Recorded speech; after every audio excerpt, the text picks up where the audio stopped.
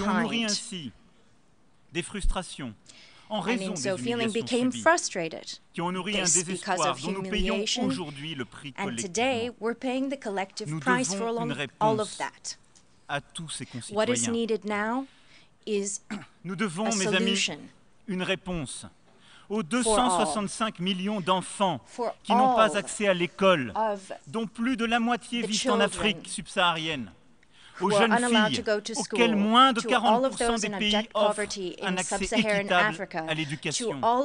Nous devons une réponse aux 700 millions d'enfants qui vivent dans les régions les plus exposées aux conséquences du changement climatique, victimes des inondations, des sécheresses, de la montée des eaux, de la raréfaction des ressources. Nous devons une réponse aux 200 millions de femmes qui n'ont pas accès à la contraception, aux plus d'1 milliard qui ne sont pas protégées par la loi si elles venaient à subir des violences dans leur foyer, à toutes les femmes dont l'écart de rémunération avec les hommes est de 23% dans le monde en moyenne, allant jusqu'à 40% dans les zones rurales. Nous devons une réponse aux 783 millions de personnes qui vivent en dessous du seuil de pauvreté, à celles qui souffrent de la faim ou de la malnutrition chronique, à celles et ceux qui n'ont pas accès aux soins élémentaires. Nous devons une réponse aux aspirations de la jeunesse la plus importante de l'histoire, la nôtre. C'est près de 2 milliards de personnes qui ont aujourd'hui entre 10 et 24 ans et qui vivent pour 90% d'entre eux dans un pays en développement. Nous devons une réponse à tous ceux qui tournent leur regard vers nous parce que leur destin dépend de ce que nous sommes capables ou non de faire ici, ensemble. Dans cette assemblée. This solution depends on what we are able to do here together in this assembly. Parce qu'ils préparent les crises de demain, d'après-demain, don't owe parce any qu'ils laisseront leurs solution to those successeurs, I've mentioned parce que nous before laisserons are alors nos wrong. enfants They dans are une situation wrong bien pire because que la nôtre in à l'heure so thinking actuelle. they create crises. Nous avons beaucoup They create a progressé world that is pour réduire worse, les inégalités that entre would nos be pays. inherited by our children Et nous and nous en future sommes generations. donné le cadre avec l'agenda 2030 pour le Today, développement. with the Mais ce 2030 combat n'est pas agenda, derrière nous. we've Il est loin d'être begun achevé. La richesse par the habitant path est 50 fois forward. supérieure We've dans les pays begun de working l'OCDE on à ce the qu'elle est dans les solution. pays à faible revenu. Pensons-nous que Think durablement about the nous gaps pouvons in construire la GDP. stabilité, les équilibres If we want avec to une telle create situation? stability and Non. balance, Nous devons this agir. state of inequality C'est must pour be cette raison, addressed. comme je Action l'avais must be annoncé taken. ici l'année dernière, This is the reason, as I announced que j'ai last year décidé as de well, porter that I l'aide publique au decided développement de la France to bring et France's de l'augmenter ODA d'1 milliard d'euros dès 2019. to Nos crédits 1 humanitaires billion augmenteront quant à eux euros de by 40%. 2019, Mais credits c'est aussi pour increasing cela by que la 40%. lutte contre les It is also inégalités for this reason that sera combating la priorité inequality de la présidence française will be the du sommet priority du G7 en of the French 2018. presidency of the G7 summit. En effet, la France aura, après le Canada, France, dont je veux ici saluer le after leadership, Canada, la which I would prochaine like to hail présidence here, de ce is G7. is Je souhaite the incoming pouvoir chair en of the revoir le format en G7. profondeur Here, I'd pour like mieux to see associer far-reaching plusieurs autres reform puissances so as to et bring on travailler several à de other nouvelles formes powers, de coordination. working on new Et forms c'est of aux Nations coordination. Unies que je tenais à dire en premier que cet It is agenda here, des inégalités serait from au this cœur du podium, prochain G7. that I wanted to C'est share devant vous with aussi you that que je that m'engage à tackling venir rendre compte inequalities des will be at the résultats du heart of G7 de the Biarritz G7, en septembre G7's prochain. mission. Parce que This le is temps going to be the où un club commitment de pays riches discussed pouvait during définir the seuls meeting, les équilibres du monde because est in depuis the longtemps past, dépassé. rich Parce que le countries were destin able to impose an de agenda on chacun the des rest, pays but that qui le time compose has est changed. indissociable de celui de tous les membres de Here, cette we've Assemblée. understood just how interlinked everybody Et is. oui, nous devons aujourd'hui nous attaquer Indeed, aux inégalités the contemporaines time car elles has sont come à la to racine combat de ce mal current que je inequalities, dénonçais which au are début de mon indeed the discours. root cause Nous of the devons nous scourge attaquer aux I touched inégalités de upon destin. earlier. We must Ce sont attack des aberrations morales autant qu'une réalité insoutenable. inequalities of fate, Il n'est pas if you acceptable like. de ne pas avoir les mêmes chances It's selon le not pays où l'on est né, acceptable anymore de ne pas pouvoir that an aller dans certains pays à individual l'école would parce have qu'on est femme, lesser opportunity de ne simply pas avoir due to where accès they à are certains soins born élémentaires. or their gender, Nous to avons lack tenu access to l'engagement pris ici healthcare même for those l'an very same dernier reasons. avec le Last président year, du Sénégal. with the president of La Senegal, conférence de financement du we spoke partenariat about mondial pour this l'éducation during the Global en Conference février à for Dakar Financing for Development. a And permis in February de in lever Dakar, there was an 2,5 milliards de opportunity dollars to raise pour développer $2.5 l'accès à billion l'éducation dans le monde. to develop access to education across C'est un the montant globe. historique. This is a La historic France a sum. multiplié par 10 France sa contribution. has increased tenfold its La contribution. mobilisation du G7, déjà engagée G7 sous la présidence mobilization canadienne,